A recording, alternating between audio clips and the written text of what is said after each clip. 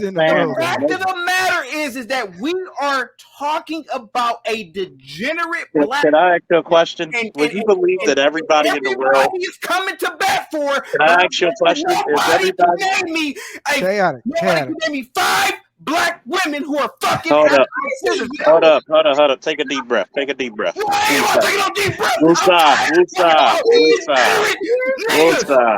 Woosah. The big vein in your forehead coming out, man. It's the woosah. I'm almost 40 years old. Victor Freeze is almost 40. You could go back and play it from what he said. He said, you could say all this stuff, but you walk in the streets and something might happen to you. But the moment I say that blacks are violent, niggas will deny it. This nigga out of his own motherfucking mouth just literally said, oh, well, blacks, they don't like what you say. They might run up on you. It goes to show you the inferior, primitive nature of the African. That I can't voice my fucking opinion. That I can't say what's on my fucking mind. Most places in the world are like that, Ken. That's what happened. Most places in the world. The fact of the matter is that we are talking about a degenerate black. Can I ask you a question? Would you believe that everybody in the world is coming to bat for? Can I ask you a question? Nobody can name me. Nobody can name me 5 black women who are fucking. Hold up. Take a deep breath.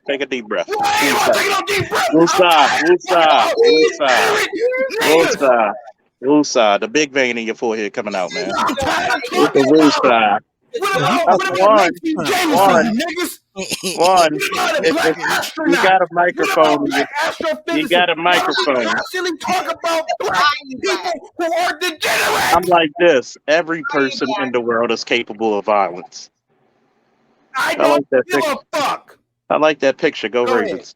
I like that picture. Go Ravens. But every person is capable of violence. Violence isn't like racially exclusive. So everybody went to war with somebody at some time. Some justified, most not. So it's one of those things in the human nature that here it is. One, it sounds like it was a training issue. It might have been just a issue that the fact that he underestimated what her actions were. It gets that way. Now, when should she? I don't know if this. It sounds like somebody put up the population of that county. It's a small county, so most likely it's going to be a small jurisdiction for police. So who knows if they had a wagon, which would have been better suited than actually putting her in the back of a vehicle, if they even have wagons to transport. Yeah. Which is the better option is transporting a person who's having a psychiatric episode is in a wagon. Well, I can't kick out the window. This is my point. This is my point of defunding the police, to where it's like, okay, defunding the police is idiotic because stop. Let me complete my sentence and I'll let you reply. This is why we talk about defunding the police. Why can't we take for all those guns and all those bullets that you guys have for all those trainings and say, hey, let's make sure that we have a mental health unit, or at least one officer that can go in a population of 8,000 people to a situation, assess the situation, and then that officer can say jail or hospital. Because every officer is trained to do it. Because once that person has an episode, you're usually supposed, at least in my jurisdiction, and not all police are made the same. Not all police policies are the same. Mm-hmm. So usually when you have an episode like that, you're like, well, wait a minute, something's off. By talking to them, by observing their behavior.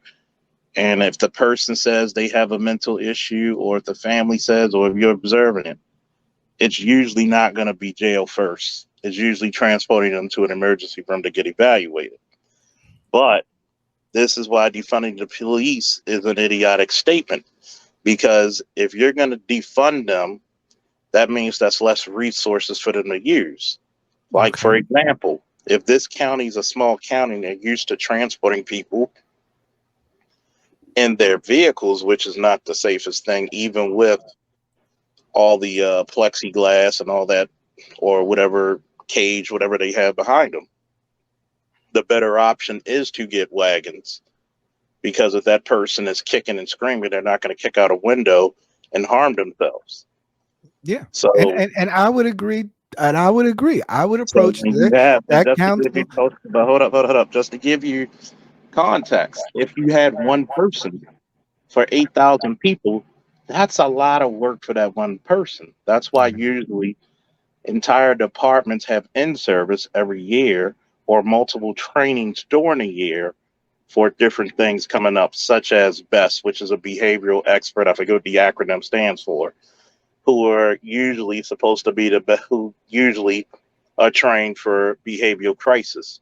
You know, Now, most officers who are used to this behavior or the strange acting, they're going to be able to assess very quickly. Okay, I see what I got. Now, the difference is sometimes you could talk them down and they can willfully walk, and then sometimes you might have to use force. Unfortunately, hog tie them sometimes, and get to take them to be evaluated. Now, the judgment is he might not have thought she would have done that.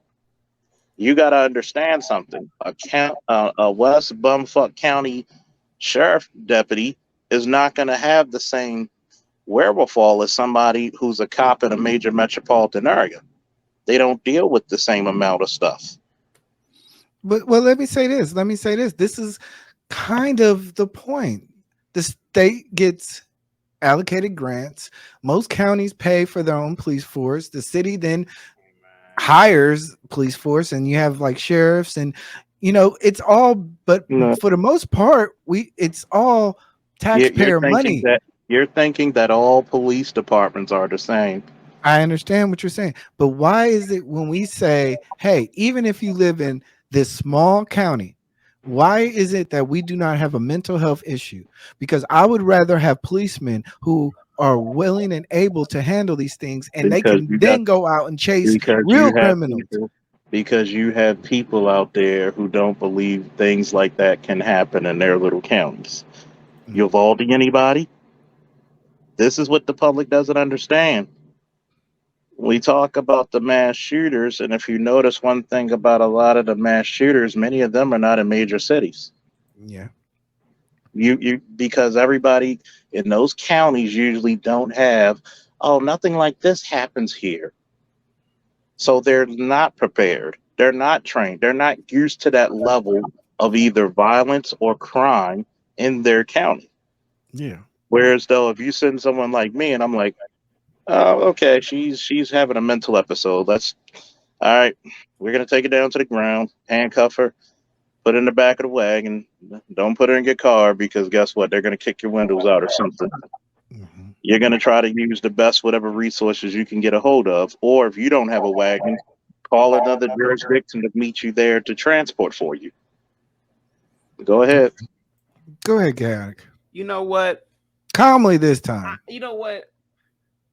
I think I'm about to just get up out of here. And I don't mean out of eBlack's thing. I think I'm going to divest from niggas, black people. We've been waiting. The tragedy of it is that eBlack, you are an intelligent black.